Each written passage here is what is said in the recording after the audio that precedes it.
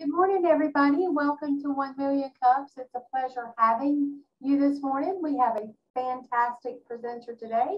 We have Miss Cherene Comick with Joy in Learning Discovery Center. Her business is here in Fayetteville. So without further ado, we're going to welcome Miss Cherene. Cherene, it's all yours. All right. Thank you. Okay. Setting my timer so I don't go over. And there we go. All right. Thanks for letting me be here today. I'm just going to go ahead and start right in about what my business is. Okay. There we go. All right. I do two things. I do educational therapy and I do achievement testing. Now, the achievement testing that I do is for homeschooled families who need to have that end of the year testing done. I'm really not going to talk about that because I give them a test, I write a report, that's it. Okay, so there you go. It's the educational therapy that is the sweet spot that I want to share with you about. So first of all, I'm going to give you the story about how we got here. I'm a Pennsylvania girl. That's me and my husband, and we were doing just fine up in Pennsylvania. I was an exceptional education director for 20 plus years and at Westmont Christian Academy. I enjoyed working with these crazy people. They're not literally crazy, but you know, they're teenagers, so it qualifies, right? Frontal lobe isn't totally formed yet. So I was having a good time. We were doing that. Everything was peachy keen. And then something happened to change everything. My granddaughter was born. I just fell in love with that little kid. I mean, who couldn't, right? And I thought, wow, I could quit my job and just take care of her all the time. And guess what happened next?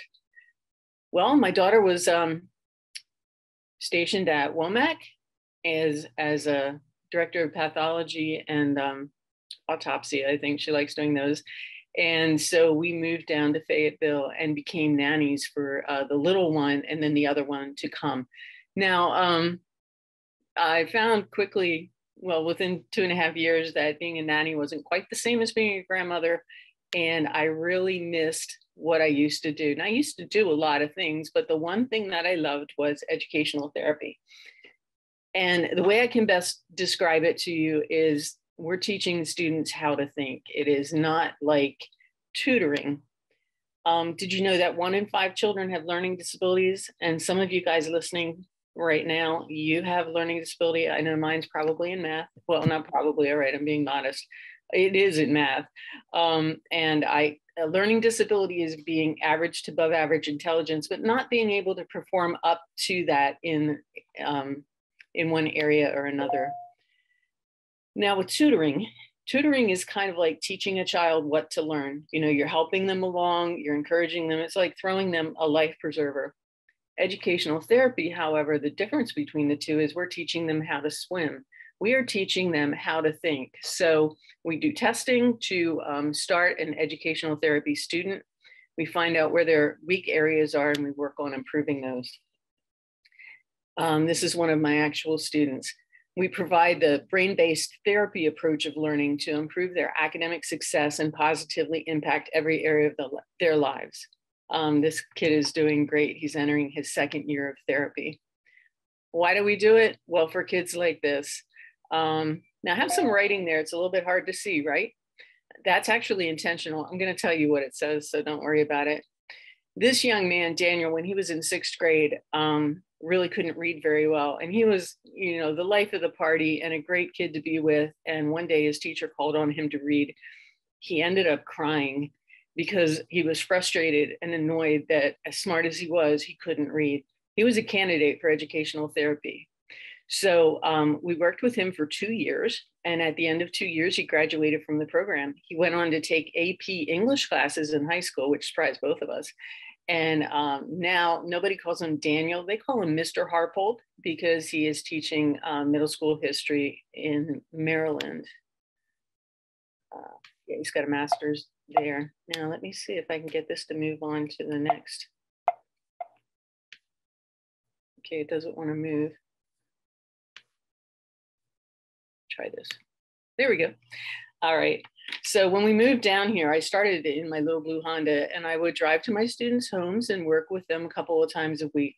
Now I'm at the Hub on Hay Street and working with students there. Eventually, we want to have our own building. So my goal is to make educational therapy available to all Fayetteville students who need it. I don't care if they go to public school, private school, or if they're homeschooled. Everyone should have the chance to experience this life-changing program. And that's it. Yeah, that's me in a nutshell. And that's what I'm doing. I guess my biggest challenge would be getting the word out, and then parents being able to afford it, because they do have to pay out of pocket. Educational therapy has been around for 40 years, and I haven't heard that any insurance covers it. So that causes a problem. In my practice, we do 60 sessions, an hour and a half at a time. For a year would be 60 sessions, hour and a half at a time, twice a week, and work with the students. And then every year we do testing to see how far they've grown and let them see how they, if the parents want to go for another year. So that's it. It's a great program, and I'm really pleased that I can bring that to Fayetteville. Can you explain the difference between, like you mentioned about tutoring versus educational therapy? Sure. Tutoring is usually, well, you don't read very well, so we're going to teach you how to read better. I'm not actually teaching academic things. I'm using therapy techniques, some of which have been used in occupational therapy, physical therapy kind of things, and very brain compatible techniques to help them to learn better. So it's about the thinking. I'm working on their thinking so that they can do better in school. So doing better in school and raising their IQ are byproducts of what happens in educational therapy when a student starts to think more efficiently. So for a child who has, say, test anxiety or gets very anxious anytime they're in school, that would be more of a candidate for the educational therapy? Yes, yes, yes, that's right. So you're not targeting subjects, you're targeting how they approach education and how they approach problem solving kind of thing. Yeah, that's exactly right. Yes. I know a lot of adults who could use the test anxiety as well. That's for sure. And we have seen what this helps students with is their cognition, their thinking, their emotions, about how they feel about themselves. You saw the picture of the student there, and he's feeling pretty good about himself because he's realizing that he's a lot smarter than he thought he was when things were more difficult for him. They're easier now. His brain is functioning better. So you mentioned that tutoring, Cherene, is different than educational therapy. Do you partner with any of the tutor? My son went to Sylvan for several years. Do you partner with places like Sylvan or other tutoring facilities? No, I don't. I think when, when I get my business really established, to have a tutor on staff would be fine. But what we're doing is actually working on the core, the underneath, the inside. How is that student thinking? And we improve their thinking skills so that they can do better in school. It's a totally different approach. Absolutely. And so you mentioned children. So what ages are you specifically targeting? What age? Good question. Educational therapy is the National Institute for Learning Development, starts at about grade 2 and goes all the way up through high school and beyond high school. Adults, it helps adults too. It helped me being a therapist. And there is a program called Search and Teach, which is for preschool children, where children are screened, preschool up through kindergarten, where children are screened, and they can tell by the screening whether or not the child might have a tendency to have a learning disability, and they're able to remediate that before it actually becomes a problem. So kind of piggybacking on what Lori was asking in a different way, how do you find your students? How do you find your clients? Good question. It's been basically word of mouth. I'm on the NILD website, and so I'm advertised on there. So some people have found me that way.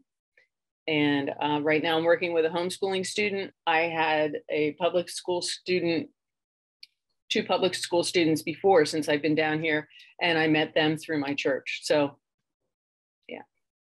Well, how do you help a parent know when they need your service as opposed to a tutor? How do you communicate that to them? Because some parents might think child's not doing well in school, child just needs a tutor, when in fact they may need more of your type of service.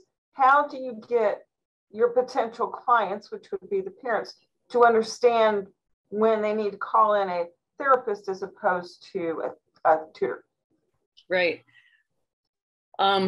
What we try to do is, well, what we do is we do psychological testing. We have a psychologist do that, and we compare the psychological testing to the achievement testing. So when we look at that, then we look to see if there are gaps in their learning. You can see it by their scores. And that's when we can say, you know, your child has a low IQ and there's so much that they're going to be able to do. Educational therapy may help, but it's typically geared for students with average to above average intelligence who aren't learning up to their potential. And parents can tell, you know, my child's smart, but he's just not doing well in school. Or, you know, there's dyslexia, dysgraphia, you know, all those disses, dyscalculia, those kind of things.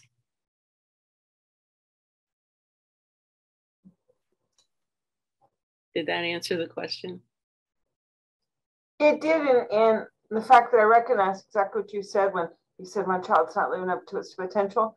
I'm just wondering, how do you deliver your message out into the world that I'm here available for situations like that? Because I'm thinking a lot of parents that I know wouldn't know that I need to consult an educational therapist as opposed to a tutor. They think, well, maybe this child's being lazy or just not getting it or whatever. And I'm wondering, how do you communicate your message to the world? That is my problem. And I think that's all of educational therapy's problem, because we're all therapists and we're not business people and we're not into marketing and we're not doing things like that. So I don't know. And that's why I'm taking every opportunity that I can like this to be able to get the word out. I don't know how to do that. I am looking at maybe being more active on social websites and homeschooling websites and pages on Facebook and things like that. But yeah, I don't know. That's what I'm looking for help for. What are you currently doing for marketing? I have a website. It's not very well looked at yet. I'm meeting with someone next week to talk about how we can improve my visibility on Google with that. And then I'm also on Facebook pages for homeschooling parents. Yeah, that's what I'm doing. Not a whole lot. Maybe you can start networking through, say, some PTAs and other parent organizations where parents get involved because they're looking for help and they may not know. I wouldn't have known to contact you if I had a child who needed that, because until you stepped up today, I really wasn't aware of the difference between what you do in tutoring. So for me, it was very knowledgeable, but you got to communicate that out to the world. You got to say, hey, it's not just your child's not putting forth the effort. Sometimes they just need some help with that. You got to learn how to message that. Yeah, you're right. Yeah, and when I look at Google, I don't even find you, Cherene. I actually, I see several other places as well. But I'm just curious, what does this service cost? What does your revenue streams look like? I mean, I'm sorry, what does what? What is your, how do you charge for this service? What does your revenue streams look like? Okay. Currently I'm charging $4,500 a year. So when you break that down, 60 sessions, at least 60 sessions, it comes out to less than $75 a session. A session is an hour and a half, and it's targeted therapy for that child for their particular area of disability or weakness. So that is how I charge. I don't know what tutoring charges. So how do you, I mean, is there a testing, some sort of test that you perform to know which kind of DIS that the child has? Yeah, there is. The psychological testing that's done by a psychologist, which I have been in touch with Haymont, which is in our area and does a lot of testing for students, and explain to them about my program. So that's one way I'm trying to get it out there, by letting them know so that they can encourage parents to look into it. Sorry, my ADD kicked in. Your question was, oh yeah, testing, psychological testing. They use the Woodcock-Johnson tests of cognitive ability, and then I can give the Woodcock-Johnson tests of achievement. We compare the scores. If there's gaps between 12 to 15 points or higher, that's where your weak or your strong area is. And those are the areas then that we focus on in therapy.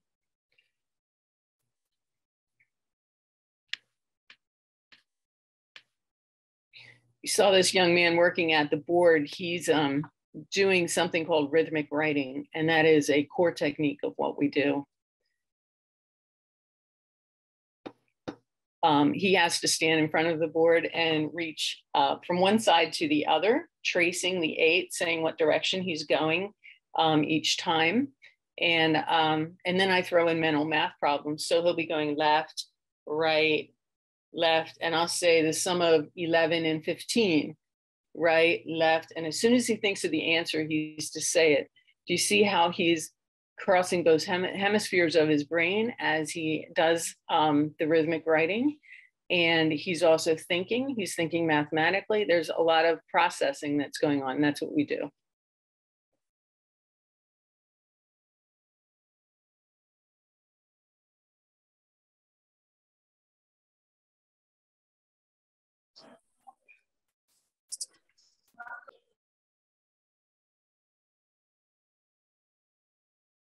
So Cherene, when I look at this picture and I see this young boy and I see what the service that you provide, I mean, I think that's probably where the bridge is how do you and your service reach out and find children like this guy? Their parents had found me on the NILD website, being advertised there. I'm the only one that's doing it in Fayetteville right now. I don't have enough of a presence out there or marketing strategy to know how to do that yet. Yeah, I mean, this is the first time that I've seen this. Yeah. That's the reason I'm asking you, is like, you know, it looks like you've got a niche market here for students just like this young man in brain-based therapy. And that may be exactly your market that you're trying to, is that the market you're trying to jump into? Yeah. So how do you find students like him? How would you? Through what, parents? And then they would have to find you, of course. The parents had to find me. And they did that. A lot of it's through, like with the homeschooling families, a lot of it's through word of mouth. Now, how would his parents know that he needs brain-based therapy? How would his parents know? Great question. Great question. I mean, they need to know that it's out there. And you're right. People in our area don't know that it's out there because it hasn't been here. It is now. How do I get that word out? Okay. All right. Interesting. Really, really interesting approach. Thank you. Yeah, I'm open to any suggestions. Ms. Cherene, I have a question. And it's to piggyback off what Mr. Jesse said. How would a parent know that their child needs your service?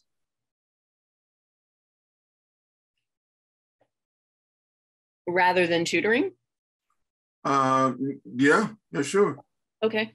Well, in my experience in the past, you can tell the difference between a child who is delayed. They're a slow learner. They're maybe Down syndrome, that's real extreme, or something like that. And parents know, or will find out through educational testing, through psychological testing, what their child's general IQ is. If they're slow across the board and they're, operating a couple grade levels below their grade placement, usually a resource room setting, supported services in the public school is what they put them in. When you've got a kid who's really smart and you can see the spark in there, and yet they can't read, then you're like, wait a minute, some of his brain is functioning and some of it isn't. And then in educational therapy, what we do, we target the areas that are not working and we deliberately make connections with them. Our sessions are an hour and a half long. Well, it's supposed to be 90 minutes. I do an extra 10, but that stretches their attention span. They can't go anywhere. I will make them think. And after a couple years of therapy, a lot of times they are in a place where they're able to do grade level work that they haven't been able to do before.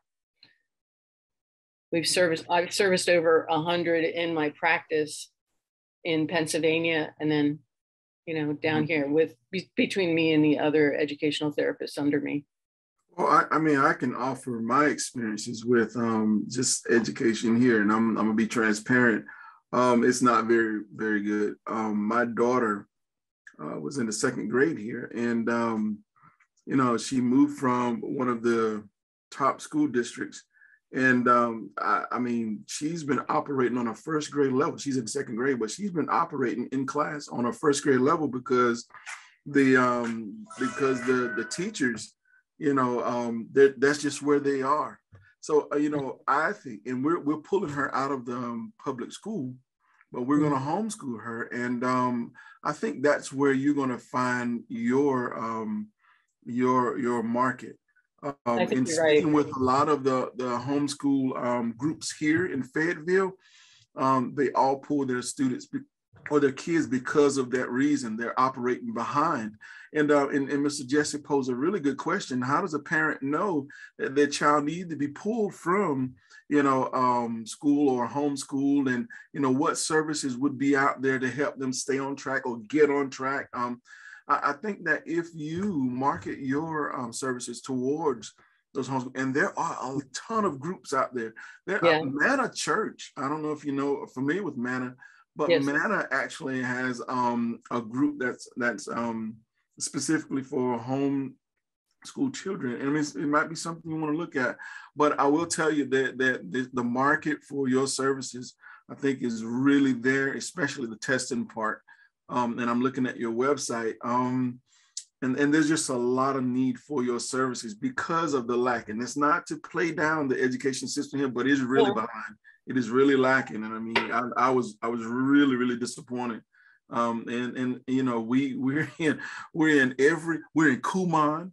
We have Spanish tutors just to keep my daughter above water, and it's difficult. It's very difficult and costly. So I think that, marketing your product or marketing your services, to maybe, those homeschool groups, as opposed to just trying to find individuals, is probably going to be your best bet. And that's me. I'm new here, trying to find my way and my daughter's way through the education system. And that's what we found. That's what my wife and I found. So, that's what I have to offer. One other thing, I work for the Department of Disabilities and Special Needs for a number of years. And they offer what's called ABA therapy. I don't know if you're familiar with that, but a lot of those autistic kids are very intelligent, but they struggle bad, and they can't get past certain barriers. And perhaps I know Fayetteville has some offices here that offer ABA therapy. Maybe you can partner or reach out to them and say, or just try to figure out where you could fit in there. Just something to look at. That's a great idea. Thank you. Mm-hmm. And I hope you'll consider me with your daughter. Yeah. Well, I leave your information. I think one of the messages that's being sent out is that you need to find a way to let people know you're out there. Yes. You might want to consider doing presentations to groups, whether it be a PTA, a church group, whatever, because I think parents simply don't know that you exist. I mean, there are going to be people like Dr. Fair who are more familiar with it based on his previous work, but there are a lot of parents who simply don't know, and they struggle to know how to motivate their child when it may not be a motivational issue. So I think if you get yourself in front of some groups and present and explain what you do and how that is different than tutoring, Because when you said that to me today, that opened up my eyes. Okay. Because before that, I didn't know what's the difference between you and a tutor. And Yeah. you really explained it well. You have any idea of any particular ideas of groups? The PTAs, the anywhere you get parents together, basically. Church groups are really good for that. You might want to introduce yourself to like child psychologist. Yes, I've done that. Even to the tutoring centers, because they may get a child in there who is not doing very well under tutoring because it's not what they need. Right. So anywhere you can find parents that come together. I will ask everybody that's with us today, if you've got some ideas, either unmute or put them in the chat. But I think that's one of your biggest hurdles, is simply explaining what you do and how it's different. I love the example you gave with the child about the drawing and asking questions in the middle of it. I mean, that really opened up my eyes again to what you do and how it's different from what other people do. So I think that right now, that's one of your biggest hurdles right now, is simply letting the market know what you do and how that's different. Right. I would like to add on to that. The person that you could contact at the schools would be like the school counselors. They're the ones that set up what's called a 504 plan for students who have disabilities, or like my daughter has a hearing impairment, stuff like that. So that would be your contact at the schools. Good. Thank you. From a marketing perspective, let me touch on a couple of things here.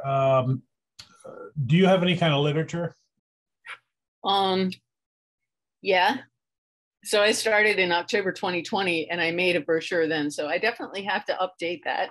But yes, I do have literature and I can work on that. Yeah. Well, from a marketing perspective and from what everybody's saying, I think one of the good things that you could do with this literature is start it off. You do a trifold or something that people can handle rather easily, and start off with certain observations that people might have of their children, like, does your child do this, or does it not succeed with that, or whatever.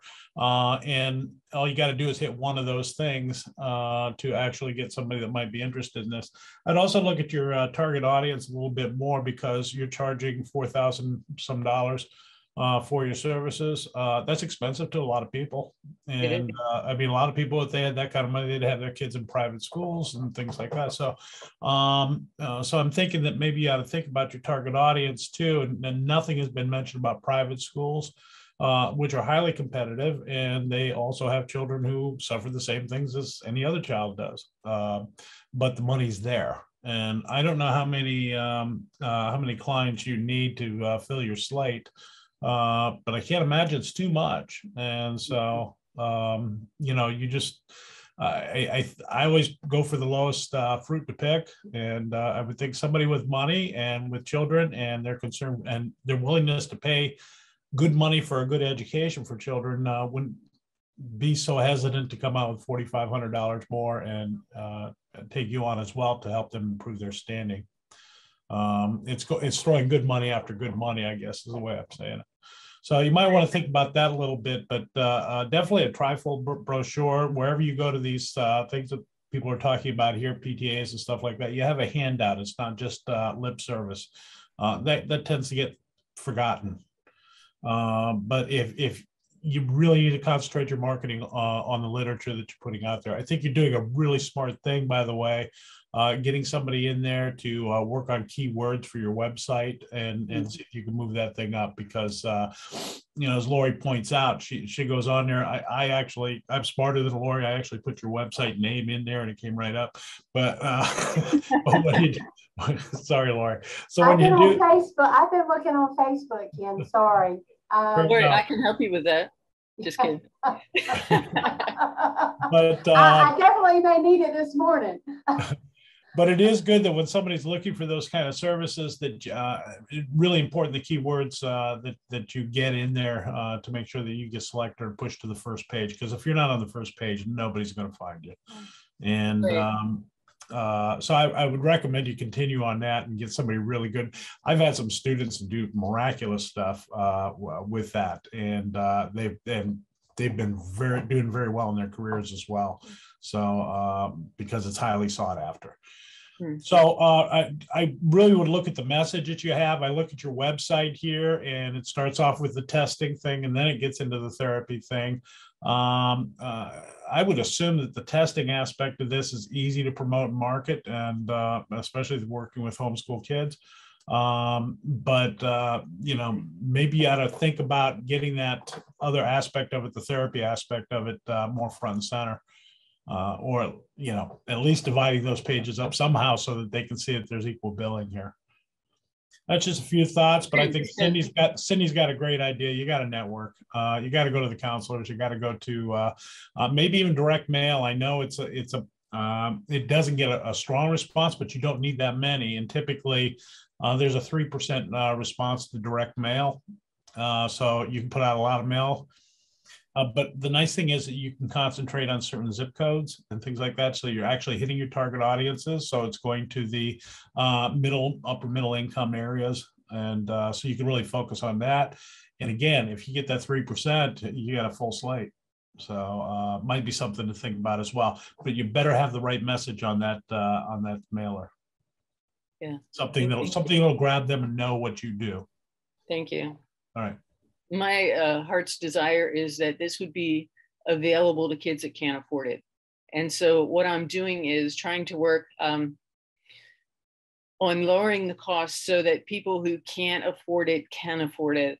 And I can only do that as much as I, can pay my bills, and then be able to offer it. I have a little boy on the line right now. His mom has just gotten out of jail. He's living with his grandmother and his mom, and I'm just hoping and praying and working with them that they're going to follow through with the steps that they need to do, which is not a whole lot, but there is homework that has to be done at home because it takes a village to be able to help a child overcome a learning disability. But that's my heart's desire. I don't want it just to be for the kids that can afford it. Well, I think that's a good sentiment, but I deal in business, and right. Business, the first thing is make money. And yes. Right now you're at $50 an hour in your sessions. So if you're doing for an hour and a half for $75, that's $50 an hour. That's not a great deal of money, and it's not a good opportunity. So I think you're actually underpricing yourself in some ways. I would really be careful. I don't know how you can go much lower and really be consider success. And money's not a bad thing because money allows you to do more things like what you're talking about. So right. I would concentrate on the money first, and then, it's hard to give when you don't have. So are you saying that probably charging more would be better? I don't know. Okay, so I have not done a market survey based on what the rates are for your type of service. Mm-hmm. That's the best I can tell you on this. Yeah. You'd have to do your research on that, but if there's a market for it, and I would say that the Fayetteville market, I'm guessing, but the Fayetteville market may not pull as high money in as what you might find elsewhere. Yeah. In Pennsylvania, it was $6,000 a year. That's exactly what I'm talking about. And you're near Philadelphia. That's the suburbs of Philadelphia or the outer reaches of Philadelphia anyway. I imagine the money was a little bit better. And so compare, do an income check based on what's happening in Fayetteville versus what's happening back in Southeast Pennsylvania. Right. But that's why my price is as low as it is. I don't know if you can go much lower and be successful. You also don't want to undervalue yourself because your time is valuable too, and your training is valuable. What you might want to do is, in order to help people who maybe can't afford the rates, is look around for grants and that kind of thing, because in the service that you're providing, there's a lot of resources out there to help them, but you have to do some research homework, find those and apply for them. But I think there's a lot of organizations that would assist with something. Yeah, I'm partnering with Seed right now in downtown Fayetteville. But there's also, Jesse, you might know the answer to this. I think they're called Cumberland Resources or something, Cumberland Community Resources, something like that. Yeah. Where they offer, they fund different projects and stuff. But there are grants out there, and funding available for what you want to do to help those who can't afford your services. But you don't need to undervalue yourself. Right. Let me ask this question. Are you working with any private school, charter school right now? Not currently, no. Have you reached out to any of them with your trifold? Yes. Okay, and it's crickets. You don't have, they haven't responded. No, I've been in touch with one school, and they already have a program that they're using, and they're pretty happy with that. So okay. They have gotten in, the administrator there has gotten in touch with me when they've had a student that they felt like might fit in better with me than with them, but nothing has come out of that alliance yet. Now, don't limit yourself to just Cumberland County. Okay. Don't do that. You have Hoke, you got Harnett. I mean, Bladen County, you've got the counties that surround Cumberland County. We're all known as Tier 1 counties. And that's where the grants come into play that Cindy was talking about. And the resource and the opportunities come into play that you can tap into, and the parents can tap into, and the school systems can tap into. So, you know, it's a hand and a hand and a hand. But I think that you've really got, I'm going to go back to what Ken said earlier and what Cindy said too. I mean, the greatest strength of someone like you that's starting a business is all about one word. And I say this to all businesses. It's all about networking. Yeah. It truly, truly is. That is the secret sauce to success. And I think all of us have touched on that in some way. Mm-hmm. And that's what you've really got to do. You've got a good market here to look at, and you've got a product to offer. You know, it's the networking piece you need to work on. Yes, sir. Okay. Right. Thank you. Cherene, we definitely have to fix the website because I mean, it's taken me a few minutes. Sorry, Ken, to find it. Yeah, I can't find it. Then I look at the Facebook page and wow, it really, it could use some assistance, if you will. And yes. So I like reviews. And so they're very, very important. There's no reviews. So right. The young man that you showed drawing the diagram, right. Those reviews would be fantastic for somebody looking for your service. Yeah. So I definitely think you should explore the website. With the brochure, we have to drive them to the website. And then Facebook groups that have to do with parents with kids that are struggling in school. We got to fix we have to fix the Facebook page. Okay. It needs some assistance. I haven't done anything to it yet. Yeah, we have students here on campus mm-hmm. that are going to school for certain things. I would definitely reach out to see if there were some projects maybe they would be willing to accept. Yes, and reviews. Absolutely, we need those reviews, but we've got to get it where when we look for the website, we can find it. No one's going to that second page in Google. So once they Google it, they're not going to the second and third page. We got to get it up to the top. And there are definitely resources out there that could help that. So. Mm-hmm. I would definitely use that picture of the chalkboard and the child. I would use that on your cover of your trifold. Okay. I would definitely put that there. You've got that one. You've got that other picture with a little boy holding up the sign "Help." Mm. You know, those pictures are powerful. To go back what Lori said, I mean, do you have any testimonials from kids that have already experienced your service, and okay. what are their takeaways, not only from the kids, but moreover the parents of the kids? Well, and not only the parents, Jesse. I think the story of the gentleman that struggled in school, but now after he received your services, has gone on and he's now a teacher himself. He received a master's. That story is powerful. Yeah, and that's what you need to be promoting. There's testimonials.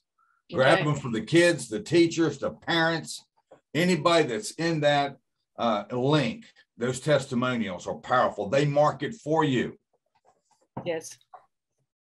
I'll step in and say one other thing too, as a testimonial to what both Lori and Jesse are saying, is that I was listening to your presentation, And I will tell you that 5 minutes walking away from it, the only thing I'd remember from your presentation here was the success of that kid. Okay.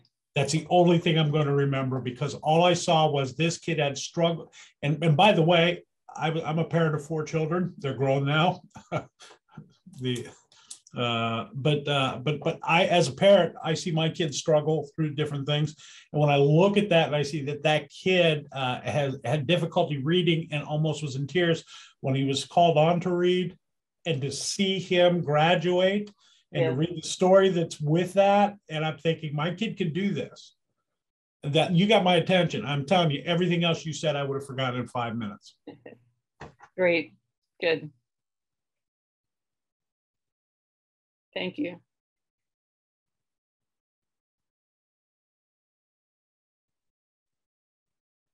We've also had some comments in the chat. One person would like to know what inspired you to start your business, and has anybody been a guide for you along the journey? What inspired me to start it is that for so many years I had been in education, and this is the one thing that actually made changes in kids' lives. And it was the one thing that I just loved doing, because I loved being able to see the children change and become successful and go from struggling to successful. That was great. So it was like, well, I love doing this. Why don't I do it here? And I couldn't believe that there was nothing here. So I started.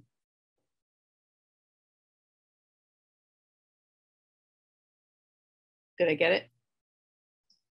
And Morgan would like to know, well, first of all, she suggests that you look at groups on Facebook that you become involved in, things related to parents, such as the homeschooling. Yes. On the website, give details about differences for parents to look for, so they know when you need a tutor versus educational therapist. Because again, you know, that was one of the things that you taught us, is how do you know when you need a tutor, and how do you know when you need an educational therapist? Mm-hmm. She loves your plan. She thinks you have great potential. And when you find the best way to market it, she's also jealous that your services are not closer to be taken advantage of. She wants to know who's helping with your service. Are you doing this by yourself? And if so, when you get more clients, how will you balance them with doing 2 sessions per week? Yeah, I need help. I especially need young help. And that's another thing that I would like to do is, you know, find people who have graduated from college and they're looking for a way to really help students. They could be trained in educational therapy, and then we can reach more students. I personally can only take 6 students, you know, myself, and then I need to have other people also doing therapy. So I'm looking to grow. And that's when you can partner with schools that have an educational program, so that they need to get some experience, and they could help you as part of their work-based learning, potentially. One of the things that I liked is she wants to know if you require payment all at once, or is there a payment plan over time?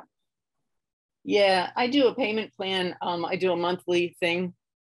So for 10 months, it's $450 a month. If that can't be afforded, we talk, you know. So I have had one person just pay me the whole amount. They got their income tax return and boom, they were done. So, and that was great. That took us through that child was in public school, and it helped him throughout the pandemic, because I was able to go to his house and work with him, and he could have some one-on-one with a live person. I think the $4,500 you mentioned up front is kind of daunting for some, but when you break it down to the per session, it's not as you know, for some parents when they have bills to pay. It's just that big chunk seems like a lot, even though it's for a year, it still seems like a lot when you say it that way. So it does.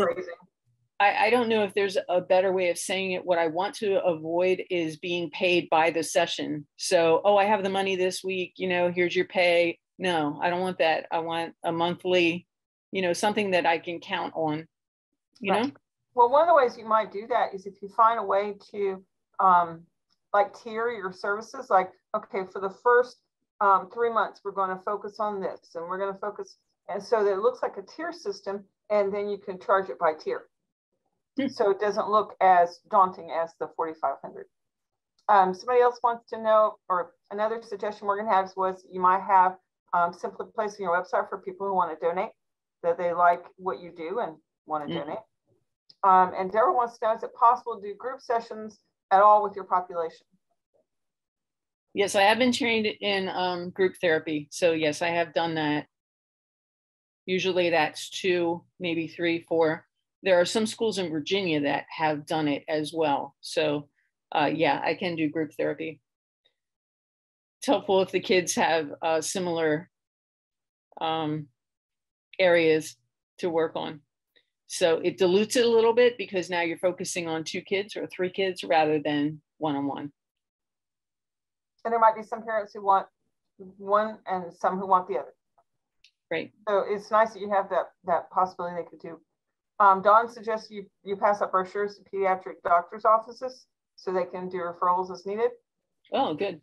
And Morgan added, please, or maybe advertise your payment plans as well on your website, so they know that, you know, if you can't afford the one-time only fee for the entire year, that they could do in payments. Then Dawn said something about automatic drafts for payments each month. That would be another option.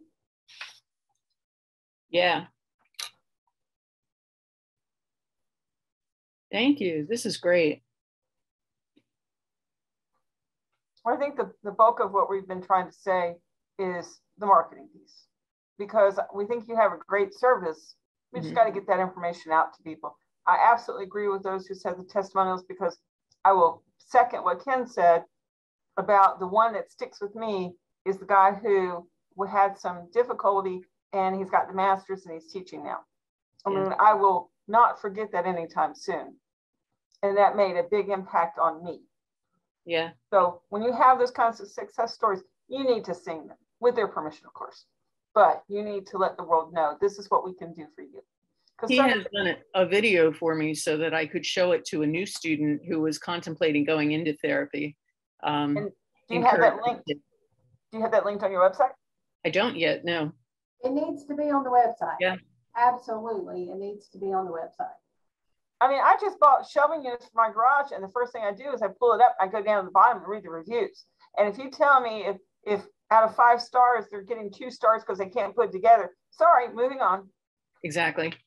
So we care about what other people think. Now we know we take it with a grain of salt, knowing that most of the people who love you, you know, usually it's people who love you, hate you, who do those things.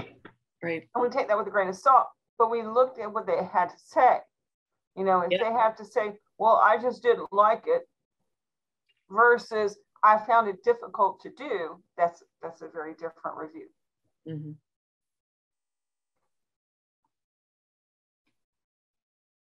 Thank you. You guys are helping me. I appreciate it. If anybody has anything else, please get in touch with me. I'm all ears. Would you I please know therapy, I don't know business. Would you please put your contact info in the chat, please, before you go? Yeah, if I can figure out how or to if you got it on your website or on your presentation.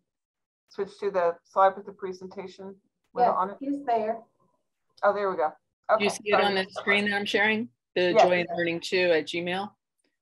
Yes. Yeah. Take note. Well, Cherene, I'm going to take the last question for today. What can this community do for you? How can we help you? Well, obviously I need guidance with marketing, and I'm already doing the little bit of networking that I know how to do. So I'm looking for advice that way. The other thing is I would love to have people actually sponsor a student so that I can help these kids that can't afford it.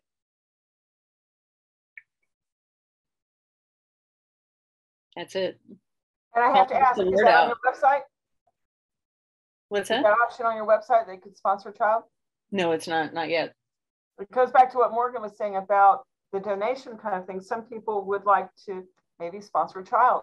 Some people would rather know that you're helping a particular person than you're just giving money to a cause. Exactly. Some people like to know that. And I love that idea, by the way, Cherene, the donation tab.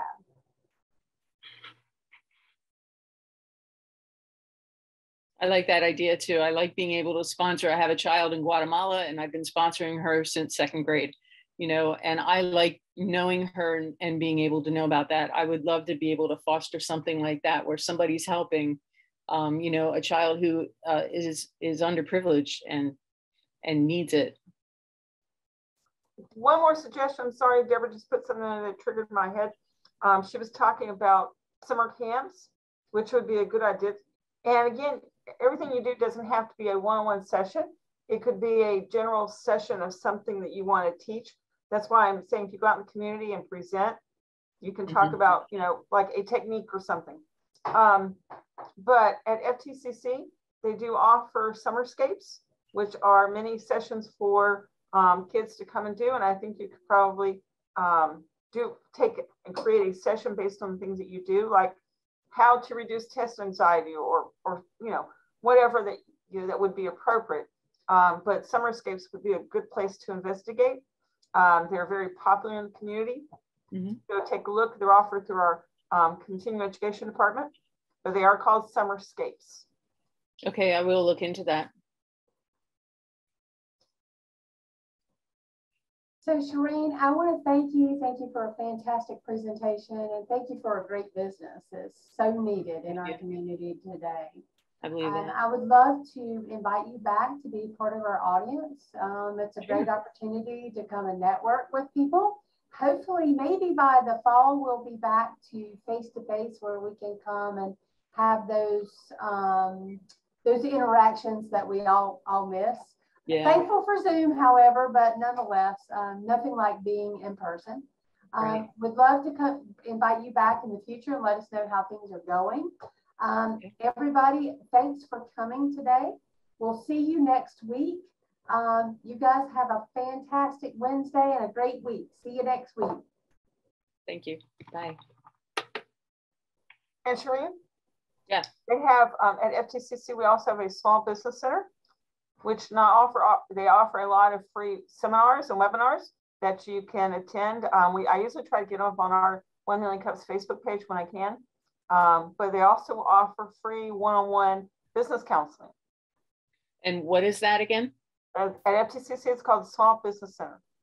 And so I have been over there once, so I need to go over there and I was under the impression she knew about the Small Business Center, Dean Burns, because Athena is the one that told me about Cherene, so I reached out to her. So I was just under the impression she knew about those resources, but they're great resources, Cherene. I would definitely take advantage of that. Yeah.